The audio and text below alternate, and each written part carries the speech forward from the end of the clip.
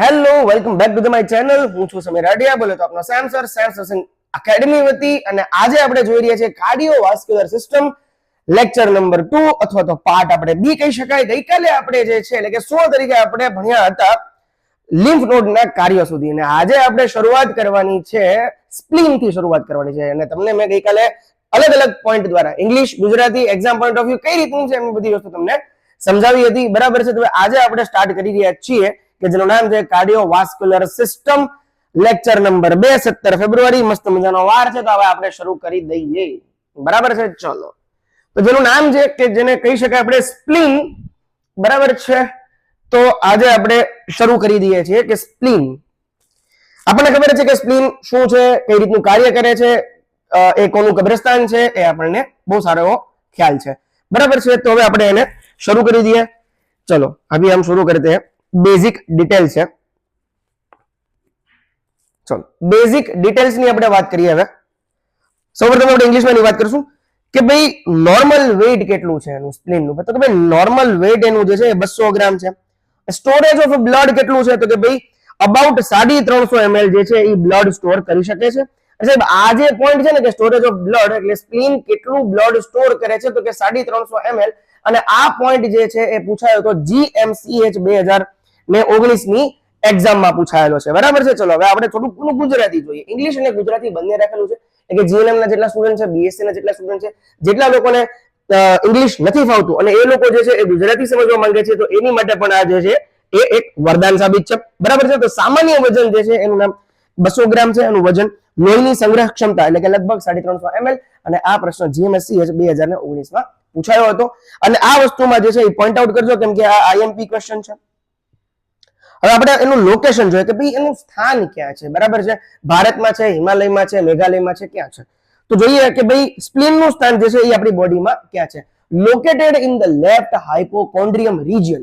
આપણને ખબર છે કે ભાઈ આપણા કેટલા રિજિયન છે, આપણને ખ્યાલ જ છે, બરાબર. લેફ્ટ હાઇપોકોન્ડ્રિયમ રિજિયન છે, રાઈટ રિજન છે, આપણને ખ્યાલ છે. તો ભાઈ આ સ્પ્લીન જે છે ક્યાં, એનું સ્થાન ક્યાં છે, લોકેટ ક્યાં છે, તો કે ભાઈ left હાઇપોકોન્ડ્રિયમ region, above and behind the cardiac portion of the stomach. See, above and behind the cardiac portion of the stomach, બરાબર છે. ચલો, હવે થોડું ગુજરાતી સમજી લઈએ. સ્પ્લીન શરીરના ડાબા હાઇપોકોન્ડ્રિયમ ભાગમાં સ્થિત છે. ડાબા હાઇપોકોન્ડ્રિયમ ભાગમાં સ્થિત છે. સ્ટમકના કાર્ડિયાક ભાગની ઉપર અને પાછળ આવેલું છે.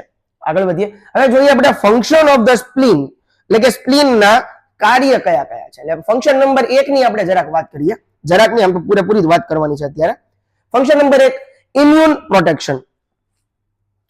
It contains reticulo endothelial cells that form macrophages. See, reticulo endothelial cells that form macrophages which protect the body from antigens through phagocytis.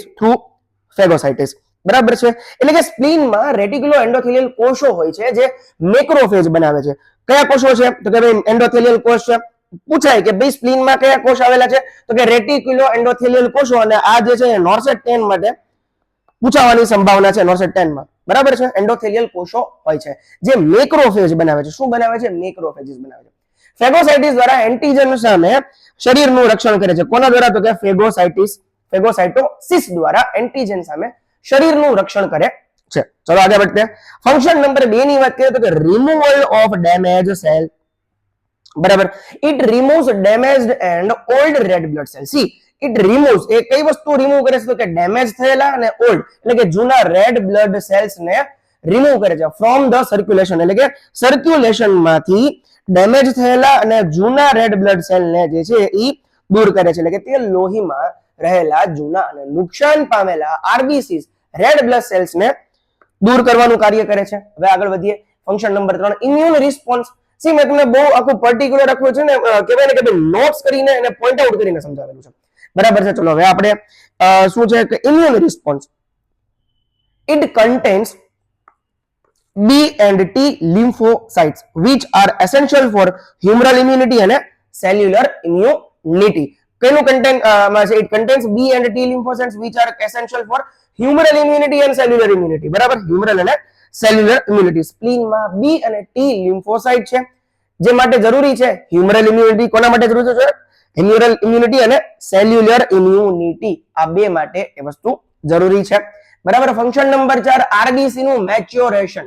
It helps in decomposition of newly formed reticulocytes until they become mature erythrocyte. I again repeat, it helps decomposition of newly formed reticulocytes until they become mature erythrocyte. હવે આપણે જોઈએ નવસર્જિત રેટિક્યુલોસાઇટ્સ ને પરિપક્વ RBCs એટલે કે ઇરિથ્રોસાઇટ્સ માં બદલવામાં રૂપાંતરિત કરવામાં મદદ કરે છે. બરાબર છે. ફંક્શન નંબર 5 જોઈએ રિઝર્વોયર ફંક્શન આપણે જોવાનું છે કે ભાઈ રિઝર્વોયર ફંક્શન શું છે. Spleen acts as a reservoir erythrocytes and platelets. એટલે કે સ્પ્લીન લાલ રક્તકણો અને પ્લેટલેટ માટે સંગ્રહ સ્થાન તરીકે કાર્યરત છે. કોની રીતે કેના સંગ્રહ સ્થાન માટે કાર્ય કરે છે તો કે સ્પ્લીન જે છે એ આરબીસી એટલે કે લાલ રક્તકણો કયા કણો લાલ રક્તકણો અને પ્લેટલેટ્સ માટે સંગ્રહ સ્થાન છે. Reservoir of ઇરિથ્રોસાઇટ્સ and platelets. It's આ પણ ટોપિક જે છે એ આઈએમપી છે. બરાબર. જેટલી વસ્તુ આઈએમપી છે આઈએમપી નોટ્સ કરતા જજો મહેરબાની કરીને. બરાબર છે. ચલો આગળ વધીએ. 6 નંબરનું ફંક્શન જોઈએ બ્લડ રિલીઝ ડ્યુરિંગ નીડ. બરાબર. Blood release during need.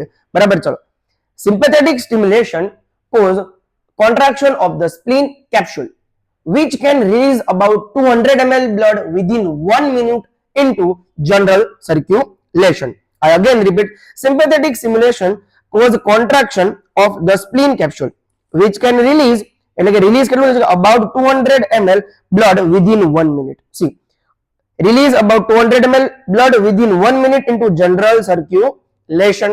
હવે એટલે શું તો કે ભાઈ સિમ્પેથેટિક સ્ટિમ્યુલેશન થી સ્પ્લીન સંકોચાય છે. કયા સ્ટિમ્યુલેશન થી સ્પ્લીન સંકોચાય છે તો કે સિમ્પેથેટિક સ્ટિમ્યુલેશન થી અને અંદાજે એપ્રોક્સિમેટલી 1 મિનિટમાં 200 ml લોહી જનરલ સર્ક્યુલેશનમાં છોડે છે રિલીઝ કરે છે.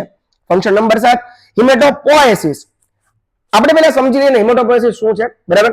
તો કે ભાઈ ઇટ કેન પાર્ટિસિપેટ ઇન હિમેટોપોએસિસ એટલે કે બ્લડ સેલ ફોર્મેશન. હિમેટોપોએસિસ એટલે શું તો કે ભાઈ બ્લડ નું ફોર્મેશન. કોનું ફોર્મેશન તો કે બ્લડ નું ફોર્મેશન. બરાબર છે. જો બોન મેરો કામ ન કરે તો સ્પ્લીન લોહીના કોષોના નિર્માણમાં એટલે કે હિમેટોપોએસિસમાં ભાગ લે છે. એટલે કે ફરીવાર હું રિપીટ કરું છું કે સ્પ્લીનનું આ બહુ અતિમાં અતિ મહત્વનું કાર્ય છે. જો બોન મેરો કામ નથી કરતું, કોણ કામ ન કરે બોન મેરો. આપણા બોડીમાં બોન મેરોનું શું મહત્વ છે આપણને ખબર જ છે. બરાબર છે. જો બોન મેરો કામ નથી કરતું તેવા સંજોગોમાં સ્પ્લીન જે છે એ લોહીના કોષોના નિર્માણમાં હિમેટોપોએસિસમાં ભાગ લે છે. હિમેટોપોએસિસ એટલે મેં તમને કહી દીધું કે બ્લડનું ફોર્મેશન. ચલો હવે એક્ઝામ પોઈન્ટ ઓફ વ્યૂ આપણે સમરી જોવાની છે કે સ્પ્લીન. હવે એનું નોર્મલ વેઇટ કેટલું છે? જો નોર્મલ વેઇટ એનું 200 ગ્રામ છે. બ્લડ સ્ટોરેજની કેપેસિટી કેટલી છે તો કે 350 ml છે. લોકેશન આપણે જોવા જઈએ તો કે લેફ્ટ હાઇપોકોન્ડ્રિયમ રિજન. બરાબર. એનું મુખ્ય ફંક્શન શું છે તો કે ઇમ્યુનિટી દાખવવાનું છે અને આરબીસી નું ડિસ્ટ્રક્શન કરવાનું છે. સ્પેશિયલ પોઈન્ટ ની વાત કરીએ તો કે can release 200 ml blood in 1 minute. એટલે કે એક જ મિનિટમાં 200 ml બ્લડ ને રિલીઝ કરવાની એક સ્પેશિયલ એક મહત્વની ખાસિયત ધરાવે છે. બરાબર છે. ઓકે. હવે સેલ્સ પ્રેઝન્ટ આમાં કેટલા સેલ પ્રેઝન્ટ કયા કયા હોય છે તો કે બી અને ટી લિમ્ફોસાઇટ્સ. બરાબર છે. હવે આપણે જોઈએ કે સ્પ્લીન ને related quick exam MCQ points. બરાબર છે. ચલો એટલે તમને બધું ઈઝી પડે. Spleen is the largest lymphoid organ of our body. આ વસ્તુ આઈએમપી છે, નોટ્સ કરજો. અહીંયા જેટલી વસ્તુ છે ને દર વખતે ગઈકાલે તે ક્વિક એક્ઝામ એમસીક્યુ પોઈન્ટ્સ હતા. બરાબર છે. સમરી હતી. બરાબર છે. એટલે કે જે પોઈન્ટ પૂરો થશે એમાં આટલા ક્વેશ્ચન તો આવશે જ. એટલે આવી રીતના પોઈન્ટ આઉટ કરીને હું સમજાવું છું કે જેના કારણે તમને લોકોને ઈઝી પડે. બરાબર. Acts as a graveyard of RBC. બરાબર છે. કે જ્યારે આપણે જીએનએમ ની એક્ઝામ ની પેપર આપી કે બીએસસી એક્ઝામ પેપર આપ્યા અથવા તો વાયવામાં પણ આ પૂછાતો પ્રશ્ન કે આરબીસી નું ગ્રેવયાર્ડ, આરબીસી નું કબ્રસ્તાન કયું છે? What is graveyard. બરાબર. ગ્રેવયાર્ડ એટલે કોનું ગ્રેવયાર્ડ તો કે આરબીસી નું. મારું ગ્રેવયાર્ડ નહીં. આરબીસી નું ગ્રેવયાર્ડ કયું તો કે સ્પ્લીન. બરાબર છે. ચલો આગળ વધીએ. Stores platelet and RBC. બરાબર. કોને સ્ટોર કરે છે તો કે પ્લેટલેટ અને આરબીસી ને સ્ટોર કરે છે. Helps in immune response. એ કેમાં મદદ કરે છે? ઇમ્યુન રિસ્પોન્સમાં મદદ કરે છે. બરાબર છે. લાર્જેસ્ટ ઓર્ગન છે. બરાબર છે. Spleen is the largest lymphoid organ છે. બરાબર. Act as a graveyard of RBC, stores platelet and RBCs, help in immune response અને can perform haematopoiesis in emergency, એટલે કે ઇમરજન્સીમાં જે છે એ, એટલે કે જ્યારે બોન મેરો જ્યારે કાર્યરત નથી થતું ત્યારે જે સ્પ્લીન જે છે એ હિમેટોપોએસિસની પ્રક્રિયા કરી શકે છે, એટલે કે બ્લડ બનવામાં, બ્લડના ફોર્મેશનમાં એ એક જરૂરીનો મહત્વનો ભાગ ભજવે છે. ચલો હવે આપણે એને ગુજરાતીમાં જોઈએ કે સ્પ્લીન એ સૌથી મોટું લિમ્ફોઇડ અંગ છે આપણા બોડીનું. આરબીસી નું ગ્રેવયાર્ડ છે, પ્લેટલેટ અને આરબીસી નો સંગ્રહ કરે છે, રોગ પ્રતિકારક પ્રતિભાવમાં મદદ કરે છે અને જરૂર પડે તો હિમેટોપોએસિસ કરી શકે છે, એટલે કે બ્લડ સેલ બનવાની પ્રક્રિયા કરી શકે છે. હવે મારું ને તમારું ફેવરિટ ધ હાર્ટ, બરાબર છે. ચલો હાર્ટ આપણે જોવાનું છે.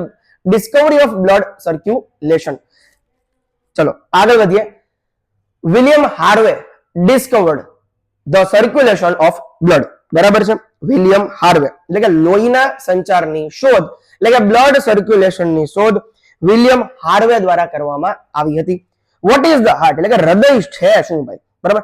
The heart is hollow muscular organ, cone shaped organ, બરાબર, that pumps blood through the blood vessels of the circulatory system, બરાબર. The heart is muscular એટલે કે hollow muscular અને cone shaped organ છે that pumps blood through the blood vessels of the circulatory system, એટલે કે હૃદય એક પેશીઓથી બનેલું શંકુ આકારનું અંગ છે જે રક્તવાહિનીઓ દ્વારા લોહીને આખા શરીરમાં જે છે એ પમ્પિંગ કરે છે અને હાર્ટ કહેવાય. હવે આપણે જોઈએ ફંક્શન ઓફ ધ હાર્ટ, એટલે કે હૃદયના કાર્ય. ચલો, the heart pumps blood to all parts of the body. Blood provides oxygen and nutrients. It also helps in removal of metabolic waste like carbon dioxide, બરાબર છે. એટલે કે હૃદય શરીરના દરેક ભાગ સુધી લોહી પહોંચાડે છે અને લોહી દ્વારા ઓક્સિજન અને પોષક તત્વો પહોંચાડવામાં મદદરૂપ થાય છે. અને સૌથી મેઇન વસ્તુ કે સાથે સાથે મેટાબોલિક કચરો, બરાબર છે, મેટાબોલિક કચરો જેમ કે કાર્બન ડાયોક્સાઇડ ને દૂર કરવામાં મદદરૂપ થાય છે આઈએમપી, બરાબર છે. ચલો અભી આગે बढ़ते हैं. લોકેશન ઓફ હાર્ટ, બરાબર છે. લોકેશન ઓફ હાર્ટ એટલે કે હૃદયનું સ્થાન અતિ મહત્વનો ક્વેશ્ચન છે. ગમે ત્યારે ગમે એ એક્ઝામમાં પૂછાઈ જાય છે, બરાબર છે. તો આપણે મૂંઝાવાનું નથી, સમજ રહ્યો. ચલો આગે बढ़ते हैं. હવે the heart is located between the lungs, located between the lungs. આગળ વધીએ. This area is called the mediastinum, બરાબર. આ એરિયાને આપણે કહીશું mediastinum કહેવામાં આવે છે. About 2/3 part of the heart, એટલે કે 2/3 ભાગ જેટલો heart lies to the left of sternum અને 1/3 part જે છે એ right of sternum છે, બરાબર. એટલે કે હૃદય ફેફસા વચ્ચે સ્થિત છે. આ વિસ્તારને mediastinum કહેવામાં આવે છે. હૃદય અંદાજે 2/3 ભાગ સ્ટર્નમની ડાબી બાજુ અને 1/3 ભાગ જે છે એ સ્ટર્નમના જમણી બાજુ આવેલો હોય છે, બરાબર છે. આપણને લોકેશન ખબર પડી ગઈ તો કે ભાઈ હૃદય ફેફસા વચ્ચે સ્થિત છે, જે વિસ્તારને મિડિસ્ટિનિયમ કહેવામાં આવે છે. 2/3 ભાગ જે છે એ સ્ટર્નમની ડાબી બાજુ છે અને 1/3 ભાગ જે છે એ સ્ટર્નમની જમણી બાજુ આવેલું છે, બરાબર છે. ટોટલ 3 ભાગમાં ડિવાઇડેડ છે, 1, 2 ને 3, એટલા માટે તે 2/3 ને 1/3 ભાગ કહેલો છે, બરાબર છે. ચલો નોર્મલ વેટ ઓફ હાર્ટ, હૃદયનું સામાન્ય વજન. ફિમેલમાં તમે જોઈ શકો છો કે ભાઈ 250 થી 300 ગ્રામ છે અને મેલમાં જે છે એ 300 થી 320 ગ્રામ છે. 250 થી 300 ગ્રામ સ્ત્રીઓમાં, પુરુષોમાં 300 થી 320 ગ્રામ જેટલું વજન હોય છે. અને આ વજન એટલે મીન્સ કે આ એક્ઝામ કઈ એક્ઝામ માટે આ પ્રશ્ન સારી પૂછાઈ શકે છે તો કે પીએચસી, બરાબર, પીએચસી માટે પૂછાઈ શકે છે, બરાબર છે. ચલો આગળ વધીએ. Apex and base of the heart, એટલે કે હૃદયનું એપેક્સ અને બેઝ. એપેક્સ ઓફ હાર્ટ, બરાબર. The apex of the heart is mostly formed by the left ventricle. દ્વારા formed by the left ventricle. It is located at 5th intercostal space. એનું location ક્યાં છે તો કે 5th intercostal space માં આવેલું છે. In the mid clavicular line, તો કે કઈ લાઈન ની વચ્ચે આવેલું છે? In the mid clavicular line, બરાબર. એટલે કે apex of heart નું લોકેશન કીધેલું છે, બરાબર. તો કે formed by the left ventricle, it is located at 5th intercostal space in the mid clavicular line. એટલે કે હૃદયનું એપેક્સ મુખ્યત્વે લેફ્ટ વેન્ટ્રિકલ દ્વારા બનેલું છે.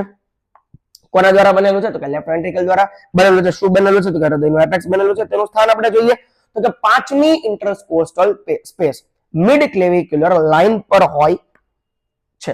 હવે આપણે બેઝ ની વાત કરીએ છીએ તો બેઝ ઓફ ધ હાર્ટ, બરાબર. The base is the superior એટલે કે upper part of the heart. બરોબર, આ એક સુપિરિયર પાર્ટ છે કોનો? તો કે હાર્ટનો. It is mainly formed by left atrium. બરાબર છે. એ કોના દ્વારા બને છે? તો કે લેફ્ટ એટ્રિયમ દ્વારા બનેલા છે. એટલે કે હૃદયનો બેઝ ઉપરનો ભાગ હોય છે. બરાબર છે, બેઝનો ભાગ એટલે સૌથી ઉપરનો ભાગ એટલે કે એને કહેવાય સુપિરિયર પાર્ટ કહેવામાં આવે છે. સુપિરિયર પાર્ટ કહેવામાં આવે છે. બેઝ બોલે તો સુપિરિયર પાર્ટ. બરાબર છે. તે મુખ્યત્વે લેફ્ટ એટ્રિયમ થી બનેલો છે. કોનાથી બનેલો છે? લેફ્ટ એટ્રિયમ થી બનેલો છે. હવે આપણે જોઈએ કે નેચર ઓફ હાર્ટ મસલ્સ એટલે કે હૃદય પેશીની થોડી ખાસિયત આપણે જોઈ લઈએ. બરાબર છે. તો કે હાર્ટ મસલ્સ હાર્ટના મસલ્સ કેવા છે? Involuntary, not under hour control. એ આપણા કંટ્રોલમાં નથી, ઇનવોલેન્ટરી છે. ઈચ્છાવર્તી સ્નાયુ, અનિચ્છાવર્તી સ્નાયુ. બરાબર છે. એટલે કે આ જે છે એ અનિચ્છાવર્તી સ્નાયુ છે, ઇનવોલેન્ટરી છે. એ આપણા કંટ્રોલમાં નથી. આપણે હાર્ટને એમ કહીએ કે ભાઈ બંધ થઈ જાય તો એ બંધ ન થાય. બરાબર છે. હાર્ટને બંધ થવું હોય ત્યારે જ થાય. બરાબર છે. ચલો આગળ વધીએ. Stated in nature. બરાબર છે. શું છે? સ્ટેટેડ ઇન નેચર છે. બરાબર છે. ચલો, એટલે સ્ટેટેડ બોલે તો રેખાંકિત છે. હૃદયની પેશીઓ ઇનવોલેન્ટરી છે એટલે કે ઈચ્છા મુજબ નિયંત્રિત નથી અને સ્વભાવથી સ્ટેટેડ છે, રેખાંકિત છે. એટલા માટે એટલે રેખાંકિત એટલે શું કે એને એનું કાર્ય ખબર જ છે. બરાબર, એ સ્ટેટ છે, સ્ટેટ ફોરવર્ડ પર્સન છે. બરાબર, એને જે કરવું હશે એ જ કરશે. ચોખ્ખી ચટવાત. ચલો હવે હાર્ટનો આપણે ઇમ્પોર્ટન્ટ એક્ઝામ્પલ આપણે જોઈએ.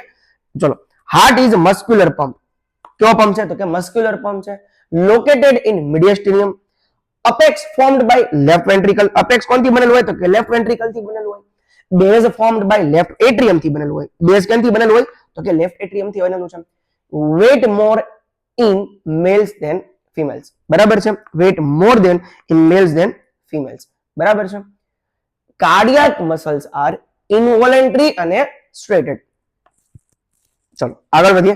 હૃદય એક મસ્ક્યુલર પંપ છે, મીડિયસ્ટેરિયમમાં આવેલું છે. એપેક્સ જે છે એ લેફ્ટ વેન્ટ્રિકલ થી બને છે. બેઝ જે છે એ લેફ્ટ એટ્રિયમ થી બનેલું છે. પુરુષમાં હૃદયનું વજન વધારે છે ફિમેલ કરતા. બરાબર છે. આવું કંઈક કવિ કહેવા માંગે છે. હવે ક્વિક એમસીક્યુ પોઈન્ટ્સ આપણે જોઈ લઈએ. બરાબર, કે જે એમસીક્યુ રિલેટેડ છે. કે discover of blood circulation William Harvey. Location of heart mediastinum. apex formed by left ventricle, base formed by left atrium. Nature of heart muscles involuntary અને સ્ટ્રેટેડ છે, અનિચ્છાવર્તી અને સ્ટ્રેટેડ છે. weight in male 300 થી 320 ગ્રામ અને ફિમેલ નું વજન જે છે એ 250 થી 300 ગ્રામ. એટલે સ્વાભાવિક છે પુરુષોનું હૃદય વધારે મજબૂત છે. બરાબર છે. એટલા માટે તે પુરુષોને સ્ત્રીઓ કરતા હાર્ટ એટેક આવવાની સંભાવના વધુ છે. આ હું નથી કહેતો, આ એક WHO અને યુનેસ્કો અને યુનિસેફ અને એમ્સ નું તારણ કહે છે. બરાબર છે. ચલો આગળ વધીએ. સાહેબ હવે આપણે જોવાનું છે લેયર્સ ઓફ ધ હાર્ટ, હૃદયના સ્તરો. બરાબર. ચલો, હૃદય જે છે એ મુખ્યત્વે 3 સ્તરોમાંથી બનેલી છે. હૃદયની દિવાલ એક તો પેરિકાર્ડિયમ, બીજા નંબરે માયોકાર્ડિયમ, ત્રીજા નંબરે એન્ડોકાર્ડિયમ. બરાબર છે. ચલો હવે આપણે વાત કરીએ પેરિકાર્ડિયમની. બરાબર, કે જેને પ્રથમ લેયર કહેવામાં આવે છે. Pericardium is the outermost layer of the heart. Outermost layer of the heart, pericardium. It is known as the protective covering of the heart. See, એને કઈ રીતે ઓળખાય છે? તો કે protective covering of the heart તરીકે ઓળખાય છે. બરાબર છે. ચલો, pericardium has 2 layer. pericardium ને 2 લેયર છે. એક તો fibrous pericardium layer અને serous pericardium layer. બરાબર, pericardium ના પણ 2 લેયર છે, fibrous અને serous. આગળ વધીએ. પેરિકાર્ડિયમ એ હૃદયનું સૌથી બહારનું સ્તર છે. તે હૃદયનું રક્ષણાત્મક આવરણ પણ કહેવામાં આવે છે. અને પેરિકાર્ડિયમના 2 સ્તર છે, એક તો ફાઇબ્રસ અને એક તો સિરસ. હવે આપણે જોઈએ પહેલું પેરિકાર્ડિયમ નો જે પહેલો પાર્ટ છે કે જેને આપણે ફાઇબ્રસ પેરિકાર્ડિયમ કહીએ છીએ. તો કે ભાઈ fibrous pericardium is the tough outermost layer of the pericardium. બરાબર છે. ફાઇબ્રસ પેરિકાર્ડિયમ ટફ છે, outermost layer of the pericardium છે. It is made of connective tissue. ભાઈ ફાઇબ્રસ પેરિકાર્ડિયમ ટિશ્યુ કોનાથી બનેલું છે? તો કે ભાઈ કનેક્ટિવ ટિશ્યુ થી બનેલું છે. It prevents the heart from over expanding. It prevents the heart from over expanding. અને ઓવર એક્સપાન્ડ થતા હાર્ટ ને બચાવે છે. ફાઇબ્રસ પેરિકાર્ડિયમ નો મજબૂત અને સૌથી બહારનું સ્તર છે. તે કનેક્ટિવ ટિશ્યુ થી બનેલું છે. હૃદયને વધુ ફૂલવા એટલે કે ઓવર એક્સપાન્શન થી રોકે છે. કોણ રોકે છે ઓવર એક્સપાન્શન થી? તો કે ફાઇબ્રસ પેરિકાર્ડિયમ એ હાર્ટને ઓવર એક્સપાન્શન એટલે કે હૃદયને વધુ ફૂલવાથી રોકે છે. શું કરે છે? રોકે છે. ચલો આગળ बढ़ते हैं એનો બીજો પાર્ટ જે છે કેમથી બનેલું છે તો કે ફાઇબ્રસ અને સિરસ. તો હવે આપણે જોશું આપણે સિરસ પેરિકાર્ડિયમ. ચલો serous pericardium is the inner layer of the pericardium. બરાબર કે ભાઈ આ લેયર જે છે inner layer of the pericardium છે. It produce pericardial fluid that lubricates the heart during beating. બરાબર છે. It produce pericardial fluid that lubricates the heart during beating. બરાબર છે. It has two layer. હવે સિરસ પેરિકાર્ડિયમ ના પણ જે છે એ બે લેયર છે. બરાબર એક તો પાર્શિયલ લેયર એટલે કે જેને આપણે આઉટર લેયર કહીએ છીએ, વિસરલ લેયર એટલે કે innermost layer also called epicardium. આગળ વધીએ. સિરસ પેરિકાર્ડિયમ એ પેરિકાર્ડિયમ નો અંદરનો ભાગ છે. તે પેરિકાર્ડિયલ ફ્લુઇડ ઉત્પન્ન કરે છે જે હૃદયના ધબકારા સમયે ફ્રિક્શન ઘર્ષણ ઘટાડે છે. સિરસ પેરિકાર્ડિયમના બે પાર્ટ છે, એક તો પાર્શિયલ લેયર અને વિસરલ લેયર. પાર્શિયલ લેયર એટલે કે ઈ બહારનો ભાગ છે અને વિસરલ લેયર જે છે એ સૌથી અંદરનો ભાગ છે જેને આપણે એપિકાર્ડિયમ પણ કહીએ છીએ. બરાબર છે. હવે આપણે જોશું પેરિકાર્ડિયલ સ્પેસ વિશે આપણે માહિતી જોવાની છે. ભાઈ ધ સ્પેસ પેરિકાર્ડિયલ સ્પેસ છે શું? એટલે કે the space between parietal and visceral layer is called pericardial space. The space between કોની વચ્ચે? તો કે પાર્શિયલ અને વિસેરલ. બરાબર છે. એ બંને વચ્ચેના layer is the called pericardial space. It contains clear and watery fluid known as pericardial fluid. બરાબર એમાં કયું કન્ટેન્ટ આવેલું હોય છે? તો કે clear watery fluid known as pericardial fluid. બરાબર છે. This fluid lubricates the heart એટલે હાર્ટને lubricate રાખવાનું કામ કરે છે and protect it from friction. બરાબર છે. એટલે કે એને હાર્ટને પ્રોટેક્ટ કરવાનું કામ કરે છે, lubricate કરવાનું કામ કરે છે. બરાબર છે. એને ફ્રિક્શન થી એના ઘર્ષણથી એને પ્રોટેક્ટ કરે છે, બચાવે છે. શુદ્ધ ગુજરાતીની વાત કરું તો કે ભાઈ પેરાઇટલ અને વિસરલ સ્તર વચ્ચેનું સ્થાન એને પેરિકાર્ડિયલ સ્પેસ કહેવાય છે. આ પેરિકાર્ડિયલ સ્પેસમાં જે છે એ પેરિકાર્ડિયલ ફ્લુઇડ છે. બરાબર છે. અને એ કેવું છે? તો કે સ્વચ્છ પાણી જેવું પ્રવાહી, એને પેરિકાર્ડિયલ આપણે ફ્લુઇડ કહેશું. આ પ્રવાહી જે છે એ હૃદયને ઘર્ષણથી સુરક્ષિત રાખે છે. ચલો હવે ક્લિનિકલ પોઈન્ટ્સ આપણે જોઈએ. તો કે ભાઈ normal volume of pericardial fluid up to 50 ml. Abnormal accumulation of fluid is called pericardial effusion. I again repeat, normal volume કેટલું છે પેરિકાર્ડિયલ ફ્લુઇડ નું? તો કે 50 ml. Abnormal accumulation એટલે કે abnormal જે વધારો થાય છે, ભરાવો થાય છે ફ્લુઇડ નો, પેરિકાર્ડિયલ ફ્લુઇડ નો, એને આપણે કહેશું પેરિકાર્ડિયલ ઇફ્યુઝન. શું કહેશું? Pericardial effusion. It's a very most IMP notes. બરાબર છે. If this fluid compress the heart and reduce the cardiac function, it is called cardiac tamponade. બરાબર છે.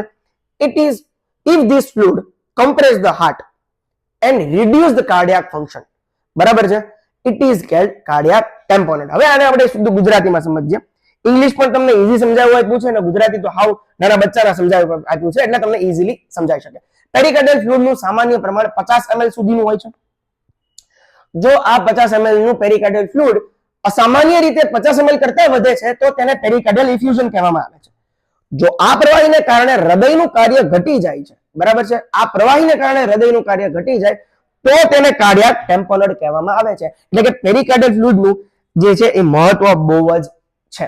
જો વધી જાય તો એને ઇફ્યુઝન કહે છે અને આ પ્રવાહીને કારણે હૃદયનું કાર્ય ઘટી જાય તો એને કાર્ડિયાક ટેમ્પોનેડ કહે છે. બરાબર છે. ચલો આગળ વધીએ. હવે આપણે જોવાનું છે માયોકાર્ડિયમ. શું જોવાનું છે? માયોકાર્ડિયમ. સાહેબ myocardium is the middle layer of the heart છે. શું છે? Middle layer of the heart. It is the actual contracting muscular layer of the heart. બરાબર. It is the actual contracting muscular layer of the heart. It is made up of cardiomyocytes એટલે કે cardiac muscle cells થી એ બનેલું છે, cardiomyocytes થી. It is the thickest layer of the heart. બરાબર. thickest layer of the heart એટલે કે માયોકાર્ડિયમ. It is most thick in the left ventricle. Left ventricle માં સૌથી વધારેમાં વધારે જો થીક હોય ને તો આ માયોકાર્ડિયમ છે. બરાબર. Myocardium is present in all 4 chambers. Myocardium જે છે એ પ્રેઝન્ટ ઇન ચારે 4 ચેમ્બરમાં છે, બટ થિકર ઇન વેન્ટ્રિકલ અને thinner in atria. See thicker in ventricles અને થિનર ઇન એટ્રિયા. બરાબર છે. આ બે વસ્તુ તમારે યાદ રાખવાની છે. ચલો ભાઈ માયોકાર્ડિયમ હૃદયનો મધ્યનું સ્તર છે એટલે કે મિડલ લેયર છે. આ હૃદયનો વાસ્તવિક સંકોચન કરશો પેશીદાર સ્તર છે, બરાબર, કે જે વાસ્તવિક સંકોચન એકચ્યુઅલ જે છે એ કોન્ટ્રાક્ટ કરે છે, સંકોચન કરે છે, એ કાર્ડિયોમાયોસાઇટ્સ નામના કોષથી બનેલો છે, બરાબર. માયોકાર્ડિયમ જે છે એ કયા સેલથી બને છે? તો કાર્ડિયોમાયોસાઇટ્સ નામના કોષથી બને છે. આ હૃદયનો સૌથી જાડામાં જાડો સ્તર છે, બરાબર છે. સૌથી વધુ જાડો ભાગ લેફ્ટ વેન્ટ્રિકલમાં છે. માયોકાર્ડિયમ ચારેય ચેમ્બર્સમાં છે, પરંતુ વેન્ટ્રિકલમાં થોડું વધારે હોય છે જાડું, અને એટ્રિયમમાં સૌથી વધારે પાતળું છે. સી, સૌથી વધુ જાડો ભાગ લેફ્ટ વેન્ટ્રિકલમાં હોય છે, માયોકાર્ડિયમ ચારેય ચેમ્બર્સમાં હોય છે, પરંતુ વેન્ટ્રિકલમાં સૌથી વધારે જાડું અને એટ્રિયામાં સૌથી વધારે પતલું જોવા મળે છે. હવે આપણે જોઈએ એન્ડોકાર્ડિયમ, એન્ડ, બરાબર છે. ચલો, endocardium is the innermost layer of the heart. કયું લેયર છે? Innermost layer of the heart. It directly lines the chamber of the heart. It directly lines the chamber of heart. It is made up of endothelial lining of epithelial tissue. આ કોનાથી બને? તો કે endothelial lining of epithelium tissue થી નિર્માણ પામે છે. ચલો, એન્ડોકાર્ડિયમ એ હૃદયનો સૌથી અંદરનો સ્તર છે. તે હૃદયના ચેમ્બર સાથે સીધા સંપર્કમાં છે, બરાબર, ડાયરેક્ટ ટુ પીએમઓ. તે એન્ડોથેલિયલ લાઇનિંગ ધરાવતા એપિથેલિયલ ટિશ્યુ થી બનેલો હોય છે. એન્ડોકાર્ડિયમ કેનથી બને બોસ? તો કે ભાઈ તે એન્ડોથેલિયલ લાઇનિંગ ધરાવતા એપિથેલિયલ ટિશ્યુ થી બનેલો હોય છે, બરાબર. ચલો, એક important exam points. Pericardium protective covering છે. Normal pericardium fluid up to 50 ml, normal pericardial fluid up to 50 ml, 50 ml સુધી. એક્સેસ ફ્લુઇડ, જો આ ફ્લુઇડ વધી જાય તો તેને પેરિકાર્ડિયલ ઇફ્યુઝન કહેવામાં આવે છે. હવે compression of heart by fluid, બરાબર છે, જો ઘટે તો એને કાર્ડિયાક ટેમ્પોનોડ કહેવાય છે. આનું કાર્ય ઘટે તો. માયોકાર્ડિયમ જે છે એ થિકેસ્ટ લેયર છે, અને એન્ડોકાર્ડિયમ જે છે એ ઇનરમોસ્ટ લેયર છે, બરાબર છે. આ એક્ઝામ માટે બહુ અતિ મહત્વના ક્વેશ્ચન છે. ચલો, પેરિકાર્ડિયમ એ રક્ષણાત્મક આવરણ છે. સામાન્ય પેરિકાર્ડિયલ ફ્લુઇડ 50 ml સુધી હોય છે. વધારાનું પ્રવાહી થાય તો પેરિકાર્ડિયલ ઇફ્યુઝન જોવા મળે છે. પ્રવાહીના કારણે હૃદય દબાઈ જાય, કમ્પ્રેશન થાય છે, બરાબર છે, એનું કાર્ય ઘટાડી દે તો ઈ કાર્ડિયાક ટેમ્પોનોડ કહેવાય છે. માયોકાર્ડિયમ સૌથી જાડામાં જાડું સ્તર છે. એન્ડોકાર્ડિયમ જે છે એ સૌથી અંદરનું સ્તર છે, બરાબર છે. ચલો, હવે આપણે જોવાનું છે સાહેબ ચેમ્બર્સ ઓફ હાર્ટ, બરાબર છે. આ ચેમ્બર્સ ઓફ ધ હાર્ટ. હૃદયમાં બોસ કુલ 4 ચેમ્બર આવે. એક તો રાઈટ એટ્રિયમ, એક તો રાઈટ વેન્ટ્રિકલ, એક લેફ્ટ એટ્રિયમ અને લેફ્ટ વેન્ટ્રિકલ, બરાબર છે. ચલો, તો હવે આપણે જોઈએ રાઈટ એટ્રિયમ. સાહેબ, right એટ્રિયમ receives deoxygenated blood from the body. The blood comes through superior vena કહેવાય અને inferior vena કહેવાય. એ આપણને ખબર જ છે કે ભાઈ રાઈટ એટ્રિયમ છે ને સાહેબ, એમાં deoxygenated blood હોય, બરાબર છે. તો એ મેળવે કેમાંથી? એ ક્યાંથી બ્લડ આવે? તો કે સુપિરિયર વેના કહેવાય અને ઇન્ફિરિયર વેના કહેવામાંથી બ્લડ જે છે, deoxygenated blood છે, એ કેમાં આવશે? તો કે રાઈટ એટ્રિયમમાં આવશે. It collects blood from the systematic circulation. Right એટ્રિયમ blood જે છે ક્યાંથી કલેક્ટ કરશે? બરાબર છે. બ્લડ ક્યાંથી આવશે? તો કઈ રીતે આવશે? કયા સર્ક્યુલેશન મારફતે આવશે? તો કે ભાઈ સિસ્ટમેટિક સર્ક્યુલેશન મારફતે આવશે, બરાબર. ચલો, આગળ વધીએ. રાઈટ એટ્રિયમ શરીરમાંથી આવેલું ડીઓક્સિજનેટેડ અશુદ્ધ લોહીને સ્વીકારે છે, અને આ લોહી મુખ્ય 2 નસો દ્વારા આવે છે, બરાબર. સોરી, થોડુંક ફરી ગયું. રાઈટ એટ્રિયમ શરીરમાંથી આવેલું ડીઓક્સિજનેટેડ બ્લડ એટલે કે એ લોહીને સ્વીકારે છે. આ લોહી મુખ્ય 2 નસ દ્વારા આવે છે. એક તો સુપિરિયર વેના કહેવાય અને ઇન્ફિરિયર વેના કહેવાય. એ આપણને ખબર જ છે. તે સમગ્ર શરીરના રક્ત સંચારમાંથી લોહી એકત્રિત કરે છે, એટલે કે સિસ્ટમેટિક સર્ક્યુલેશન મારફતે લોહીને એકત્રિત કરીને ક્યાં જાય છે? તો કે રાઈટ એટ્રિયમમાં ઘા કરે છે. હવે આવે રાઈટ વેન્ટ્રિકલની વારી, બરાબર છે. ચલો, રાઈટ વેન્ટ્રિકલની વાત કરીએ તો કે ભાઈ right ventricle also receives deoxygenated blood from the right atrium. It pumps this blood to the lungs. Blood is pumped through the 2 pulmonary arteries, બરાબર છે. આ ફરીવાર કહું છું, it pumps this blood to the lungs, બરાબર છે. Blood is pumped through the 2 pulmonary arteries. એટલે હું તો કે ભાઈ રાઈટ વેન્ટ્રિકલ રાઈટ એટ્રિયમ માંથી ડીઓક્સિજનેટેડ લોહીને સ્વીકારે છે. તે આ લોહીને ફેફસા તરફ ઘા કરે છે, એટલે પમ્પિંગ કરે છે. લોહી 2 પલ્મોનરી આર્ટરી દ્વારા ફેફસા સુધી પહોંચે છે. કેટલી પલ્મોનરી આર્ટરી દ્વારા ફેફસા સુધી પહોંચે? તો કે 2 પલ્મોનરી આર્ટરી દ્વારા ફેફસા સુધી પહોંચે છે. હવે વારી આવે લંગ એની પછી લેફ્ટ એટ્રિયમ. લેફ્ટ એટ્રિયમ જો અહીંયા હું એક તમને કહી દઉં કે ભાઈ આ લોહીને ફેફસા તરફ ઘા કરે ને બરાબર, ઈ કઈ કોના દ્વારા ઘા કરે તો કે બે પલ્મોનરી આર્ટરી દ્વારા ફેફસા સુધી પહોંચે છે. એ જેવું ફેફસામાં જાય એટલે બ્લડ ગેસ એક્સચેન્જ ની પ્રક્રિયા શરૂ થઈ જાય. આ ગેસ એક્સચેન્જ ની પ્રક્રિયા શરૂ થાય ને બરાબર, એટલે એનું ઈ ક્યાંથી ક્યાં આવશે તો કે લેફ્ટ એટ્રિયમમાં આવશે. ક્યાં આવશે? લેફ્ટ એટ્રિયમમાં આવશે. બરાબર છે. ચલો, આ left atrium receives oxygenated blood from the lungs. બરાબર છે. ક્યાંથી એ શું કરશે તો કે left atrium receives oxygenated blood from the lungs. Oxygen વાળું બ્લડ કેરી કરશે. ક્યાંથી કેરી કરશે? ક્યાંથી રિસીવ કરશે તો કે લંગ્સ માંથી. બરાબર. Blood enters through the 4 pulmonary vans. Blood કઈ રીતે એન્ટર થશે આમાં તો કે 4 પલ્મોનરી વેન્સ મારફતે થશે. ઓલામાં આર્ટરી ને આમાં વેન્સ. બસ લેફ્ટ એટ્રિયમ ફેફસામાંથી આવેલું ઓક્સિજનેટેડ લોહીને સ્વીકારે છે.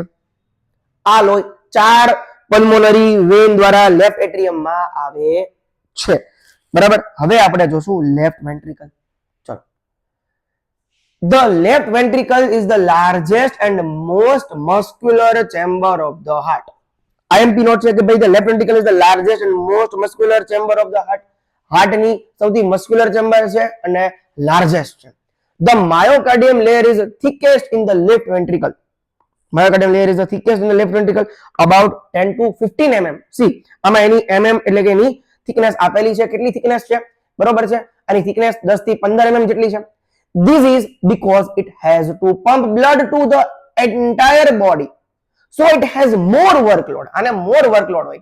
કેમ કે એને આખું જે બ્લડ નું જે પમ્પિંગ જે છે એ એન્ટાયર બોડીમાં કરવાનું હોય છે. એટલા માટે સૌથી લાર્જેસ્ટ અને most muscular chamber of the heart કહેલી છે. 10 થી 15 mm છે. બરાબર. આ એનું રીઝન છે. એને આખા બોડીમાં બ્લડ પમ્પ કરવાનું છે. So it is more workload. તો એને વધારે વર્કલોડ થાય છે. It receives oxygenated blood from the left atrium. It receives oxygenated blood from the left atrium. It pumps blood into the systematic circulation through the aorta. Aorta. આ aorta નથી, આ aorta છે. aorta. બરાબર. aorta છે. It pumps blood into the systematic circulation through the aorta. ગુજરાતીમાં જોઈએ સાહેબ, left ventricle હૃદયનો સૌથી મોટો અને સૌથી પેશીદાર ચેમ્બર છે, મસ્ક્યુલર ચેમ્બર છે. માયોકાર્ડિયમ નું સ્તર લેફ્ટ વેન્ટ્રિકલમાં સૌથી વધુ જાડું છે, લગભગ 10 થી 15 મિલીમીટર. સાહેબ, તેનું કારણ એ છે કે આખા શરીરમાં લોહીને પંપ કરવું પડે છે, તેથી તેની કામ કરવાની ક્ષમતા છે ને બહુ વધારે પડતી હોય છે. બરાબર છે. એટલા માટે તે લેફ્ટ એટ્રિયમમાંથી ઓક્સિજનેટેડ બ્લડને સ્વીકારે છે. આ લોહી એઓર્ટા દ્વારા સમગ્ર શરીરમાં પંપ કરે છે. બરાબર. સમગ્ર શરીરમાં પંપ કરે છે. બરાબર. હવે આપણે જોઈએ લેયર્સના ઇમ્પોર્ટન્સ એક્ઝામ પોઈન્ટ્સ. ચલો, right atrium receives deoxygenated blood. Right ventricle pumps blood to lungs. Left atrium receives oxygenated blood. Left ventricle pumps blood to entire body. Left ventricle has the thickest myocardium. Blood leaves left ventricle through the aorta. આખા heart નો સાર આ exam point of view માં આવી ગયો. બરાબર. હવે આના ગુજરાતી જોઈએ કે ભાઈ રાઈટ એટ્રિયમ ડીઓક્સિજનેટેડ લોહી સ્વીકારે છે. તો કે હા. રાઈટ વેન્ટ્રિકલ લોહીને ફેફસા તરફ પંપ કરે છે. લેફ્ટ એટ્રિયમ ઓક્સિજનેટેડ લોહી મેળવે છે. લેફ્ટ વેન્ટ્રિકલ આખા શરીરમાં લોહી પંપ કરે છે. સો એ માયોકાર્ડિયમ સૌથી જાડું છે. લેફ્ટ વેન્ટ્રિકલ માંથી લોહી એઓર્ટા મારફતે બહાર જાય છે. બરાબર. આખા હૃદયનો સાર આ એક્ઝામ પોઈન્ટ ઓફ વ્યૂ માં આવી ગયો. બરાબર છે.